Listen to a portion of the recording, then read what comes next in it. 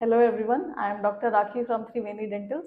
और आज हम बात करेंगे कि क्या रिलेशन है आपके ओरल हेल्थ में और ब्लीडिंग डिसऑर्डर अगर आपको है उसमें। ब्लीडिंग डिसऑर्डर क्या होता है? अगर आपको हीमोफीलिया या वॉन विली ब्रांड डिजीज जैसी कोई बीमारी है, वो हमारे ब्लीडिंग डिसऑर्डर्स के अंडर आते हैं। तो हीमोफीलिया क्या होता है? हीमोफीलिया एक ऐसी कंडीशन होती है जिसमें आपकी बॉडी में कुछ क्लॉटिंग फैक्टर्स की कमी की वजह से, क्लॉटिंग फैक्टर्स मतलब कि जो आपको ऐसे सब्सटेंस जो आपके खून को जमने में हेल्प करते हैं, उनकी अगर एब्सेंस हो तो उस ऐसे फैक्टर्स की अगर कमी है आपकी बॉडी में, तो उस बीमारी को हीमोफीलिया कहते हैं। तो उससे आपकी ओरल हेल्थ पे क्या असर पड़ सकता है? उससे क्या होगा कि, और अगर आपकी ओरल हेल्थ ठीक नहीं है तो इस बीमारी से भी आपको ज़्यादा सफ़र करना पड़ सकता है। तो क्या होगा, अगर आपको दांतों की कोई दिक्कत है या फिर मसूड़ों की कोई दिक्कत है, जैसे जिंजिवाइटिस है अगर आपको, तो उसमें क्या होगा, और अगर आपको कोई ब्लीडिंग डिसऑर्डर भी है तो उससे आपको ज़्यादा प्रॉब्लम होगी। आपके जो ओरल हेल्थ है वो ज़्यादा कॉम्प्रोमाइज रहेगी। कॉम्प्रोमाइज मतलब कि अगर आपको जिंजिवाइटिस है, मतलब मसूड़ों की कोई दिक्कत है, तो अगर आप ब्रश करते हैं, चाहे हल्के से भी करते हैं, तो ये ज़्यादा टेंडेंसी रहेगी कि आपको हल्की ब्रश करते टाइम भी बहुत ज़्यादा ब्लीडिंग होने लगे, बहुत ज़्यादा उस मसूड़ों में से खून आने लगे। अगर जो किसी पेशेंट में जो नॉर्मल है, जिसको ये दिक्कत नहीं है, खून की दिक्कत नहीं है, उसमें कंपैरेटिवली जिंजिवाइटिस के टाइम इतनी ब्लीडिंग नहीं होगी जितनी अगर किसी को ब्लीडिंग डिसऑर्डर है, मतलब खून की दिक्कत है, उस टाइम पे होगी।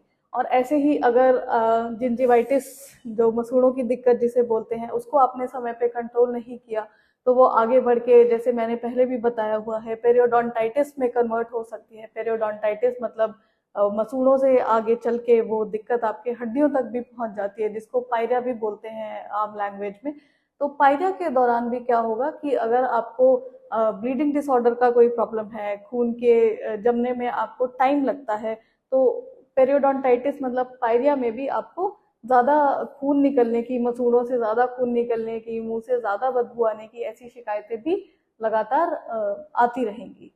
और इसके अलावा क्या हो सकता है कि अगर आपको कोई खून की दिक्कत है तो भी आपकी ओरल हेल्थ पे काफ़ी असर पड़ सकता है। अगर आप बाय चांस कहीं गलती से गिर गए कभी, ठीक है, नॉर्मली लोग गिर जाते हैं कभी, या बच्चे जैसे ये बर्थ के टाइम ही पता चल जाता है अगर किसी में ये दिक्कत है तो अगर कोई बच्चा है वो खेलते हुए कभी कहीं गिर गया, तो उस टाइम पे, और अगर स्पेशली उसके दांत में कोई चोट आ गई, तो उस टाइम पे उसको ब्लीडिंग जो है वो ज़्यादा देर तक होगी, बहुत ज़्यादा होगी, प्रोफ्यूजली होगी, मतलब बहुत ज़्यादा मात्रा में होगी, और उसको कंट्रोल करना उतना ही मुश्किल होता जाएगा।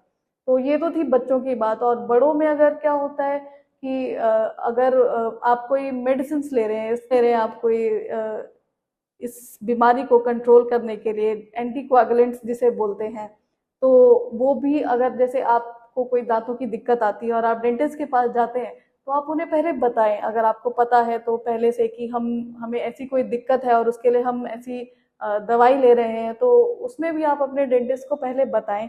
क्योंकि कई बार क्या होता है कि कोई भी छोटे से छोटा अगर डेंटल प्रोसीजर कोई भी हमने शुरू कर दिया, फिलिंग भी की, और वो अगर हल्की सी थोड़ी डीप है, मतलब कीड़ा थोड़ा अंदर तक लगा हुआ है, तो उस केसेस में क्या होता है कि अगर आपको ऐसी कोई दिक्कत है, खून की कोई बीमारी की दिक्कत है, तो उस टाइम पे भी आपको नॉर्मल से नॉर्मल डेंटल प्रोसीजर जैसे फिलिंग में भी काफ़ी दिक्कत आ सकती है।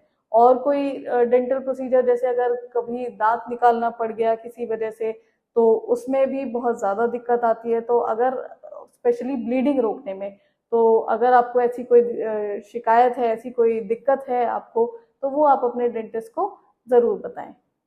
और क्या हो सकता है, अगर आपको ऐसी कोई दिक्कत है तो आपको हीलिंग में भी ज़्यादा टाइम लग सकता है। हीलिंग मतलब कि कोई भी हमने डेंटल प्रोसीजर किया, मान लो हमने कोई दांत निकाला, एक्सट्रैक्शन किया, तो उस समय पे जो क्लॉट बनना चाहिए, मतलब जो खून जमना चाहिए, वो आपके केस में थोड़ी टाइम लेगी। तो और आपकी हीलिंग ऐसे डिलेड हो जाएगी, मतलब कि आपकी हीलिंग जो है वो थोड़ा लेट होगी। तो इस प्रकार से हमने देखा कि कितना आपका रिलेशन है between your oral health and your bleeding disorder. अगर आपको कोई भी खून की दिक्कत है, और उसमें भी मैं आपको बता दूं, आप ऐसा ना सोचें कि आपको ये दिक्कत नहीं है या नहीं हो सकती, क्योंकि जो हमारा देश है भारत, वो इन सब ब्लीडिंग डिसऑर्डर्स में, जैसे हीमोफीलिया ये या वॉन विली ब्लांट डिजीज मैंने पहले बताया, तो इन सब बीमारियों में हमारा देश दूसरे नंबर पे आता है पूरे विश्व में।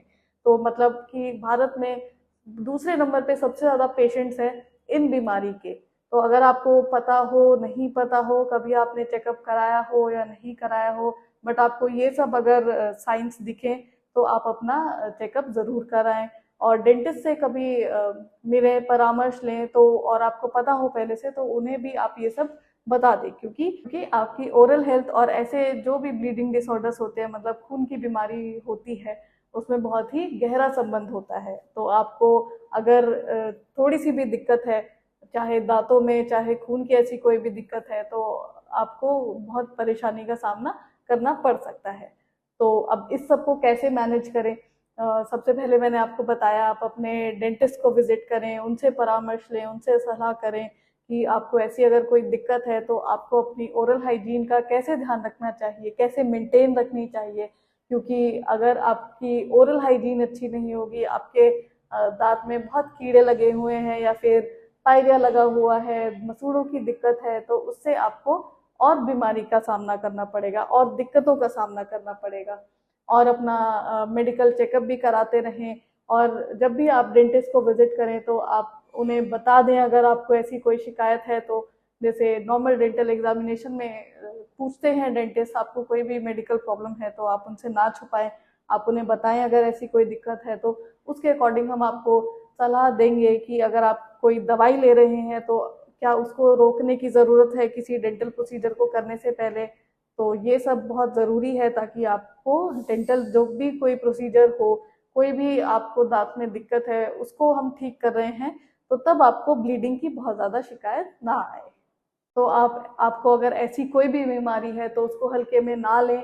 आपको थोड़ा सा भी महसूस होता है कि अगर आपको खून ज़्यादा आ रहा है, खून अगर कहीं थोड़ी सी भी चोट लग जाती है तो बहुत खून बह रहा है और उसको क्लॉट होने में, मतलब उसको जमने में बहुत टाइम लग रहा है, तो तुरंत आप मेडिकल एडवाइस लें।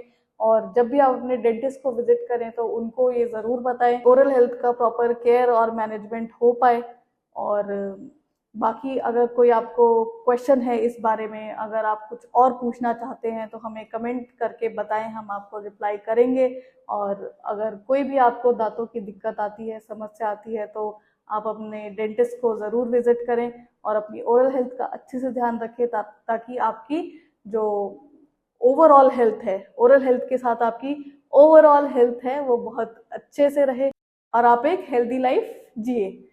तो इसके अलावा कोई क्वेश्चन हो तो आप हमसे पूछ सकते हैं और हमारे चैनल को सब्सक्राइब करें ताकि और भी एजुकेशनल वीडियोस हम आपके लिए लाते रहें और आपको ज्ञान देते रहें। और इस वीडियो को लाइक करें, ज़्यादा से ज़्यादा लोगों से शेयर करें ताकि किसी को भी ऐसी दिक्कत है, कोई भी ऐसी परेशानी है तो उन्हें पता चल सके इसके बारे में।